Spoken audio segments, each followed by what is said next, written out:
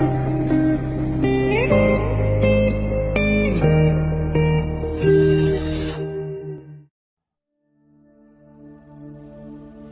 far,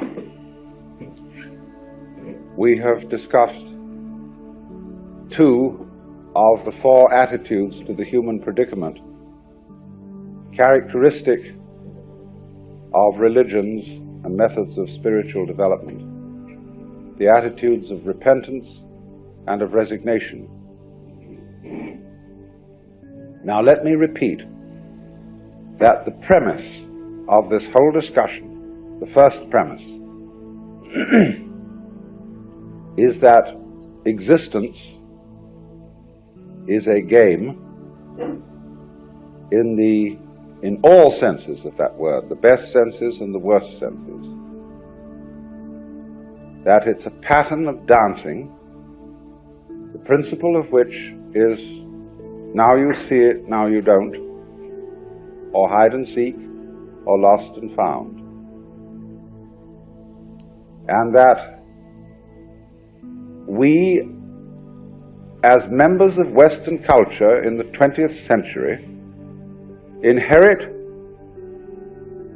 a way of playing this game wherein we pretend that we are, each one of us, an isolated individual who comes into the world as a stranger. We do not know, in the ordinary course of events, that that is not true, and that each one of us is a way in which the whole fullness of ultimate reality pretends it gets lost in an individual life situation and endures the adventures of pain and death, and endures all the critical efforts and decisions connected with practical and moral problems. The fact that this is the case is, of course, the content of certain kinds of experience which are extraordinary. That means simply not necessarily rare, but outside the usual order of things. The types of experience we call cosmic consciousness, mystical vision, and so on, wherein sometimes as the result of following a yoga, but sometimes simply as a consequence of a spontaneous change of gears, you might almost call it, inside the brain, or some anomaly of switching, we get let into the secret. And in such a moment a person feels that scales had dropped from his eyes, and that he was awakened to the true state of affairs.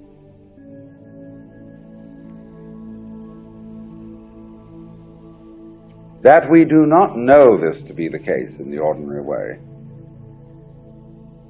is because we are, you could say in a certain sense of the word, hypnotized, in the sense of the word that is applicable to the technique of a stage magician. Almost all stage magic consists in misdirection of attention, so that the magician makes you watch something that will distract your attention from the trick he's going to pull on you. And we are almost all distracted in just such a way, because we have so specialized in the powers and properties of conscious attention to things that we have identified our very selves with that faculty alone. We are therefore unaware of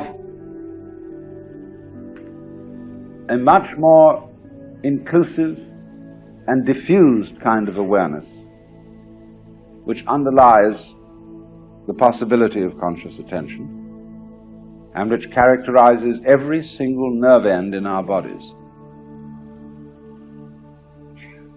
We screen out, that is to say, we pay no attention to most of the information, or to use electronic terms, input, that our organism receives.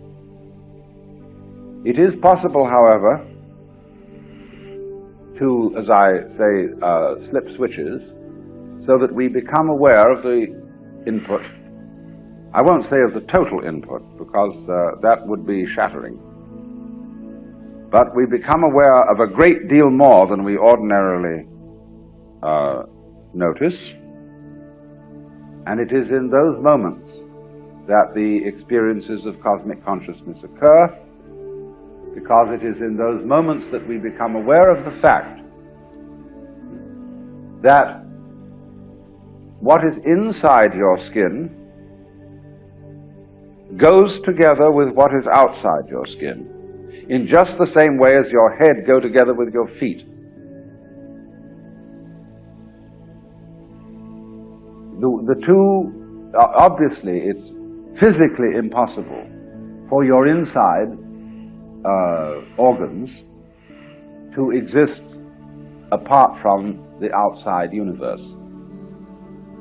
I mean, you just simply wouldn't have any air to breathe, for one thing. The simplest possible case of it. But it's far more complexly related than that.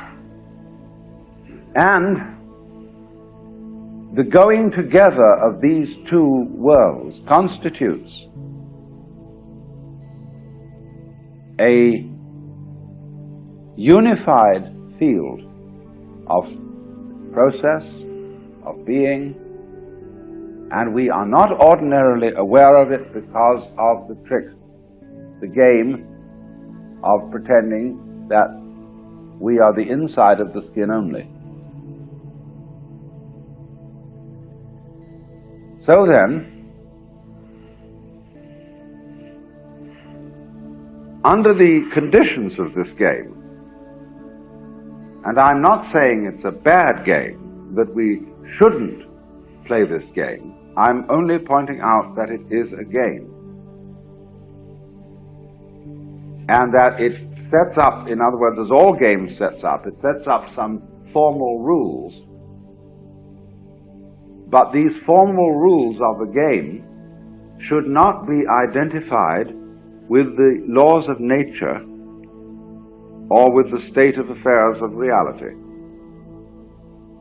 The rules of games are convention. That is to say, agreements about how we are going to carry out a certain operation, like the rules of dancing a waltz are game rules. So also are the rules of marriage, of political elections, of how we measure time and distance, and all such things. They are conventions. And convention is a word that translates exactly one of the meanings of the Sanskrit term Maya, which is the all-inclusive word that the Hindus and Buddhists use for the world illusion. It is therefore a convention to think of nature as divided into separate things and separate events. That is a convention that corresponds exactly to the mathematical operation of the calculus, whereby a curve is measured by pretending that it is a discontinuous series of points or of tiny, tiny straight lines.